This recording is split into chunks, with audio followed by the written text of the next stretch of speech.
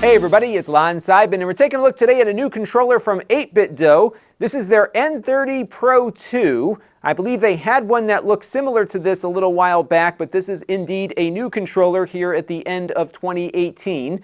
It's a bit more compact than some of their other ones that they've released. It's kind of retro inspired, and its real focus here is the D-pad, which I think is probably the best D-pad they have put together so far out of all the controllers they have made in the last 2 years or so. And we'll be taking a closer look at this controller in just a second, but I do want to let you know, in the interest of full disclosure, that 8bitdo sent these to the channel free of charge. However, nobody is paying for this review, nor is anyone reviewing or approving what you're about to see before it was uploaded. So let's get into it now and see what this hardware is all about, and then we'll see how it performs. So let's take a closer look now at the hardware. These will cost you $39 a piece.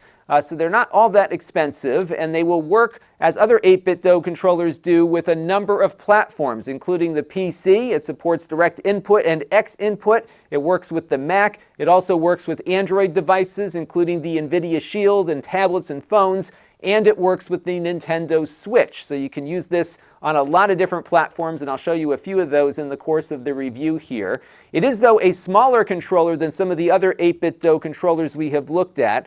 So this is their N30 Pro we looked at just about 2 or 3 weeks ago, and you can see this one is a lot thinner, and it's also got smaller buttons too, as you can see here. So if you have larger hands, you may not like this controller as much, but if you are looking for something more compact and portable, this one might be worth considering. So while I think it's going to be great for retro gamers, modern gamers may have a little bit of a problem with it because it is so thin, and the result of that thinness is the fact that they had to line up the shoulder and trigger buttons in a single row here. So your L1 button is right here, your R1 button is there, and then your R2 and L2 buttons are in between. And that's going to take some getting used to, especially if you're used to those buttons being above and below each other like you would have on your Pro controller or on an Xbox controller.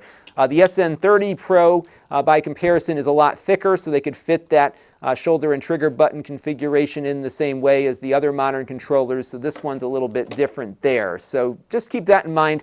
You might have an issue if you have a lot of games that rely on those buttons, but it is functional. It's just the button placement might be an issue for some. And like other 8bitdo controllers that have the Pro designation, there is a rumble motor inside of it. You'll feel it moving. It's not as pronounced as a larger controller might be, but it does give you a little bit of vibration. It doesn't do the HD rumble that you get on the Switch Joy-Con, for example, but you will get the rumble controls in games that support that, both on the Switch and on PC, so that was good to see. And one thing I forgot to mention is that the sticks also have buttons on them as well, so you will get that clicking action on that. My only real gripe with it is that every time I pick it up, I push a button somewhere. There's a bunch of buttons here on the bottom that control the pairing as well as the special functions on the Switch. So every time you're touching it, you're generally getting a button push, so just bear that in mind. The larger controllers here I was able to pick up in a spot where there weren't any buttons, and here I keep pushing one, whether it's one of these down here or one of the shoulder buttons up there, so you might do inadvertent button presses when you do pick the controller up off the table, but that's a minor gripe. Let's take a look now and see how it performs with gameplay. So I've got the controller paired up with my Switch right now, and it seems to be working fine on a modern game. The sticks are very sensitive, and you can see just a little bit of movement here will get you a very fine control on screen, and then if I push down harder, I will get faster movement as you would on other controllers. Because the sticks are a little bit smaller, it's going to feel different than the Joy-Con controller here will feel, because the sticks are slightly smaller than those, and it's certainly a very different feel than the Pro controller, but they do work fine, and I think have a good amount of sensitivity and respond very, very well to what I'm doing here. You also have the motion controls available to you. What I'm finding, though, that when I do a motion like this, I'm sometimes pushing the button here at the bottom.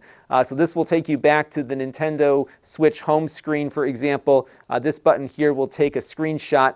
This one in the middle is reserved for its pairing mode. So you will probably hit those buttons by accident as you're going here. But overall, it works pretty nicely. It feels really good. And again, you just have to get used to the button placement here on the top. Let's take a look at some retro games and see how it does with those. So where I think this controller is really going to shine is with the classic games on the NES. You can see I'm going left to right here and not seeing too many errant diagonals, a couple here and there, but I think that might be my fault there. So I'm going to show you a test that I ran in just a second here. Just be warned, there's some blinking and flashing from my LED lights, and if you're sensitive to that kind of thing, you might want to jump ahead using the video index down below.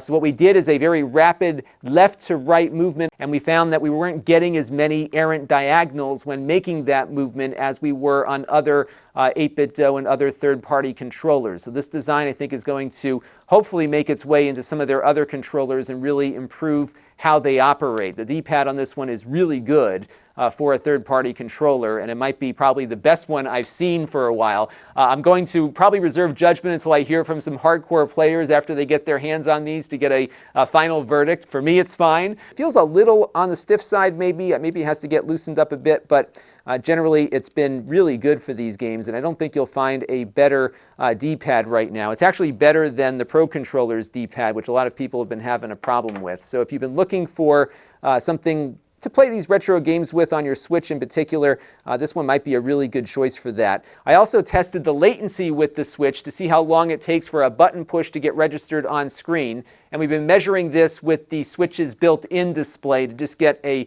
good baseline there.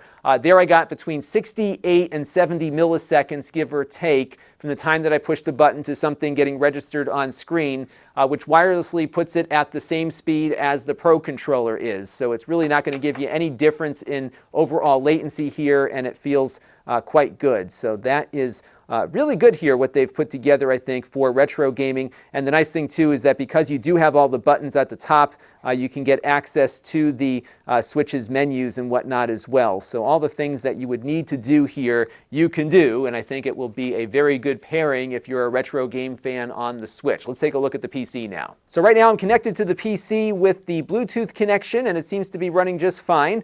We are currently running in X input mode. I was also able to connect it up directly with the USB Type-C port here at the top, and that might be the better way to go if you want the least amount of latency. But overall, it's been a good experience, just like the other 8bitdo controllers are. They have very good Windows compatibility in addition to the other platforms we mentioned earlier, and you shouldn't have any problems that I can see here using this controller on a PC. Latency is also very good on this, especially when you are connected up with that USB Type-C cable. So in my testing, we were getting about 44 to 50 milliseconds, give or take, which is actually as good as an Xbox controller directly connected to the PC. So very good latency, especially on a wired connection. Wireless was about what we saw on the Nintendo Switch, about 68 to 70 milliseconds on that. Your wireless performance, though, of course, will vary depending on what kind of hardware you have on your computer and, of course, what kind of display you have connected up to the computer. We tested on a 144 hertz gaming display, but overall, they've made great strides in reducing latency, and those strides continue with this controller. Now, our testing methodology for latency is that we shoot a screen at 240 frames per second with an iPhone, and we bring the controller in frame, we push the button and see how long it takes for something to show up on screen. It's kind of a real-world latency test, and it's been working pretty well here on the channel, and we've been able to track improvements of controllers like these 8bitdo controllers over the last couple of years by employing that same methodology with the same screen over there, and that's been really helpful in figuring out what kind of experience you might get with these. So overall, I am pleased with it. I'm very pleased with the controller as a retro gaming controller in particular. I think the D-pad has been improved quite a bit. I would love to hear from some hardcore retro gaming fans out there to see how improved this is. It feels much better to me. In some of my testing, it looks like it's been performing way better than some of the other 8bitdo and third-party controllers we've tested, but I really do want to hear from some hardcore players out there to get their opinions as well, but I do think they've made improvements here.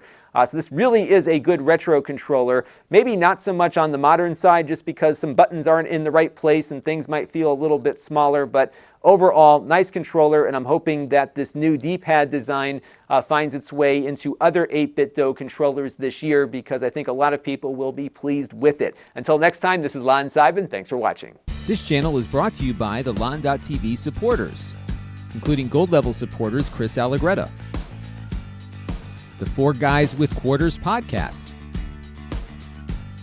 Tom Albrecht, Gerard Newberg, and Kalyan Kumar.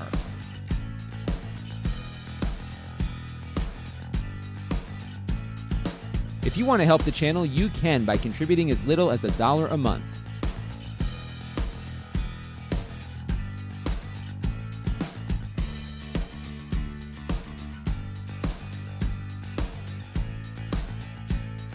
Head over to Lon.TV/support to learn more.